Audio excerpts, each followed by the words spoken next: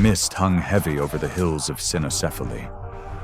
Dawn's light struggled through the fog, touching the wet grass where two great armies searched for each other. Roman soldiers moved cautiously, their armor beading with dew, shields glinting faintly in the pale light. Each breath steamed in the cold air as their boots sank into the mud.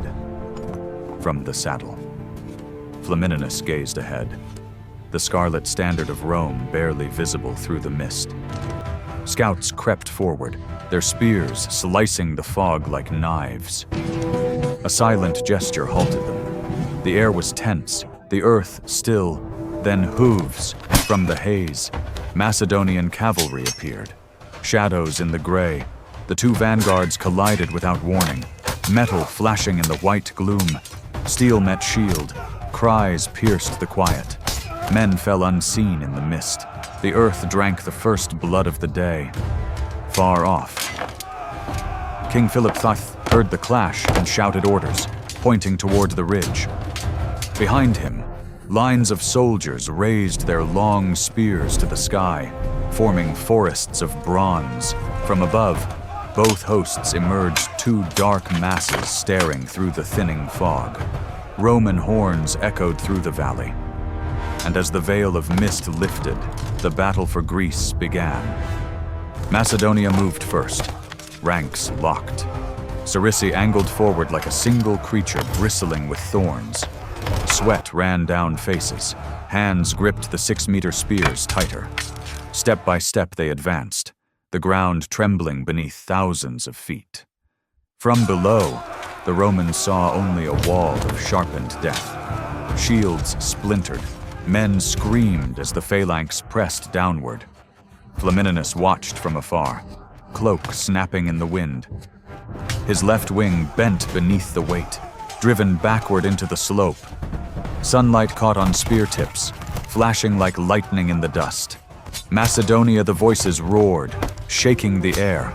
But to the left of Philip's army, the land turned rough and broken. Lines stumbled, the perfect order twisting apart.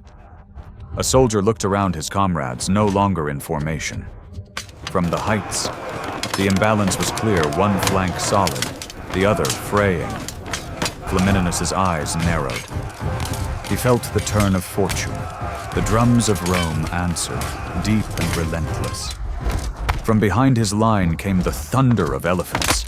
Their feet struck the soil, shaking the earth. Through smoke and sunlight they marched, towers of muscle and bronze. Trumpets blared as the beasts crashed into the Macedonian left.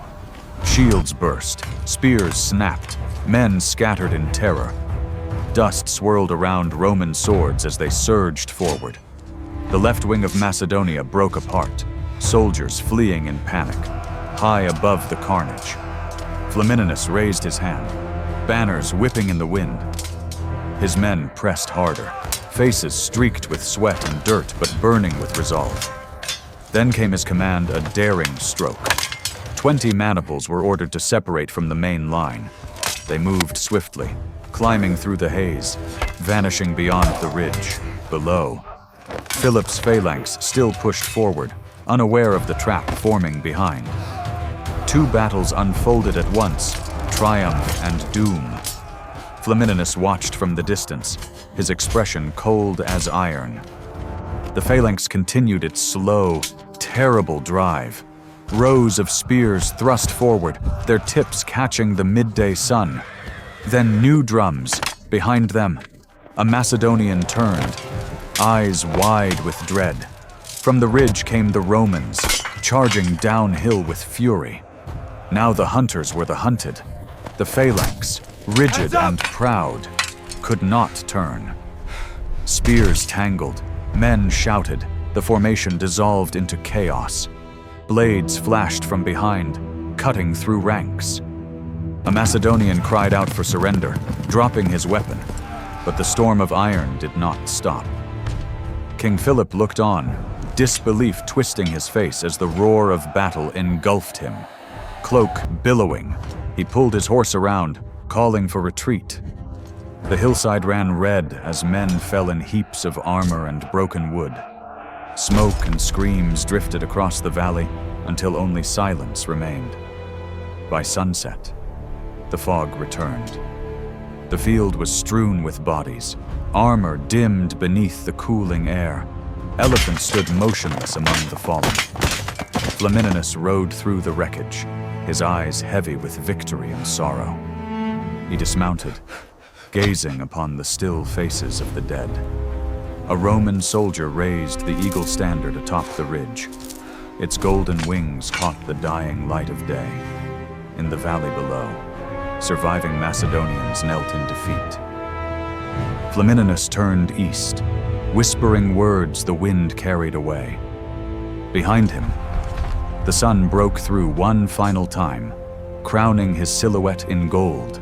Across the plain, smoke thinned, revealing the scale of Rome's triumph.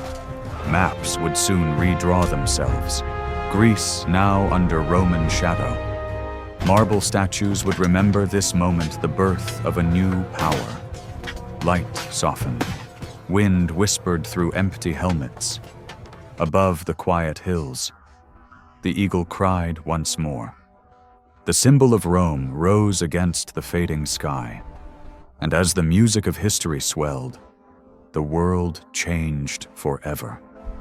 The hills of Cynoscephalae still rest under the same Thessalian sky, but beneath them sleeps the morning when the Phalanx broke and the legion rose. If the echoes of this battle moved you, follow the march of history. Subscribe and join us as we relive the wars that forged empires, one story, one victory, one dawn at a time.